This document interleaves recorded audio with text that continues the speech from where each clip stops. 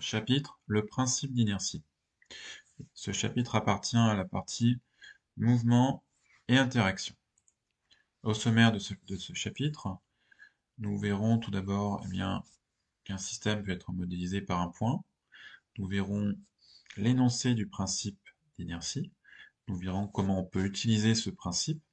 Ensuite, nous verrons la réciproque au principe d'inertie, la contraposée au principe d'inertie, et enfin la réciproque de la contraposée du principe d'inertie. Enfin, nous verrons les variations du vecteur vitesse d'un système que l'on peut prévoir à partir de ce principe. Petit 1, système modélisé par un point. Donc tout système peut être décrit comme un ensemble de points, possédant chacun un mouvement qui lui est propre. Chaque point a en général un mouvement qui est proche de celui de ses voisins, et au lieu d'étudier chacun d'entre eux en particulier, on se contente d'en choisir un seul. En se limitant à un seul point pour décrire le mouvement d'un système complet, on ne perd qu'une petite partie des informations relatives au mouvement, mais on simplifie ainsi l'étude du mouvement. Le mouvement de tout système peut se limiter à l'étude du mouvement d'un point particulier de ce système. Exemple.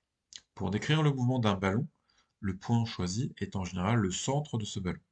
Pour décrire le mouvement d'une personne, le point en général choisi est le centre de gravité de cette personne.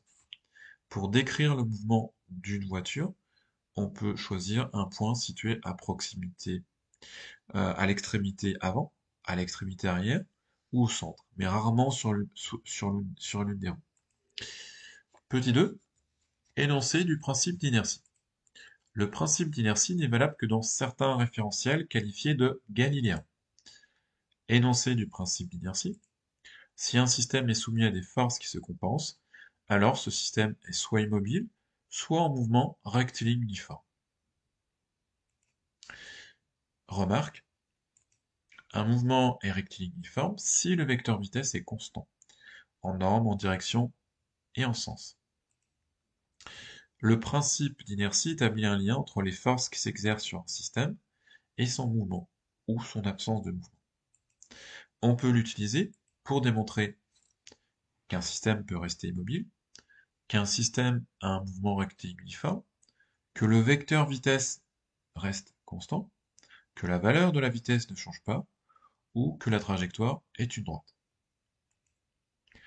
Petit 2, énoncé du principe d'inertie, suite. Même si l'on n'utilise pas le principe d'inertie, on peut exploiter sa réciproque, qui est aussi vraie, sa contraposée, c'est-à-dire ce qu'implique la non-validation des conditions du principe d'inertie, et la réciproque de sa contraposée. Petit 3, utilisation du principe d'inertie. Pour utiliser le principe d'inertie, on peut suivre la méthode suivante. Puisque le principe d'inertie permet la description d'un mouvement, on commence par choisir un référentiel d'étude. Choisir également le point du système dont on veut étudier le mouvement. Ensuite, réaliser un bilan des forces qui s'exercent sur le système. Vérifier que les forces qui s'exercent se compensent. Conclure en indiquant que le principe d'inertie permet de déduire à l'immobilité ou à un mouvement rectiligne uniforme. Petit 4. Réciproque du principe d'inertie. La réciproque du principe d'inertie est aussi vérifiée. Si un système est immobile ou en mouvement rectiligne, c'est-à-dire que le vecteur vitesse est constant, alors les forces qui s'exercent sur le système se compensent. Par conséquent, cette réciproque peut être exploitée pour démontrer que les forces qui s'exercent sur un système se compensent. Petit 5. La contraposée du principe d'inertie. Si un système est soumis à des forces qui ne se compensent pas, alors il n'est ni immobile, ni en mouvement rectiligne uniforme. Des forces qui ne se compensent pas impliquent une variation du vecteur vitesse, c'est-à-dire que la valeur de la vitesse varie, ou la direction du vecteur vitesse varie, la trajectoire n'est pas une droite, ou il y a à la fois variation de la valeur de la vitesse et de la direction du vecteur vitesse. Petit 6. réciproque de la contraposée du principe d'inertie. La réciproque de la contraposée du principe d'inertie est aussi vérifiée.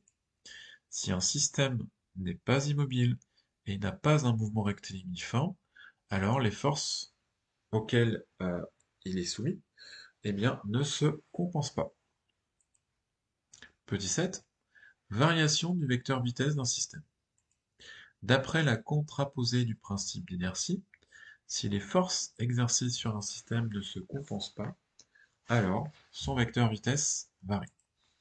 Il est souvent possible d'aller plus loin et de préciser la manière dont varie le vecteur vitesse en fonction des forces. Pour cela, il faut comparer le vecteur correspondant à la somme totale des forces, que l'on peut noter vecteur f tot, au vecteur vitesse.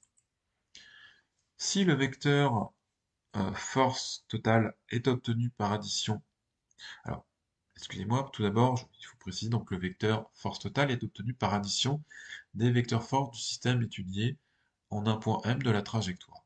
Donc s'il s'exerce deux forces, on ajoute la force 1 et la force 2. S'il y en a 3, on ajoute les 3 forces, etc. Le vecteur vitesse V, lui, est le vecteur vitesse au point M de la trajectoire. Petit 7, variation du vecteur vitesse d'un système suite.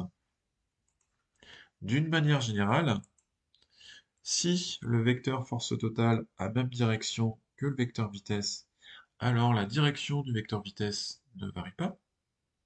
Si le vecteur force totale a une direction différente de celle du vecteur vitesse, alors la direction du vecteur vitesse varie et tend à se rapprocher de celle du vecteur force totale.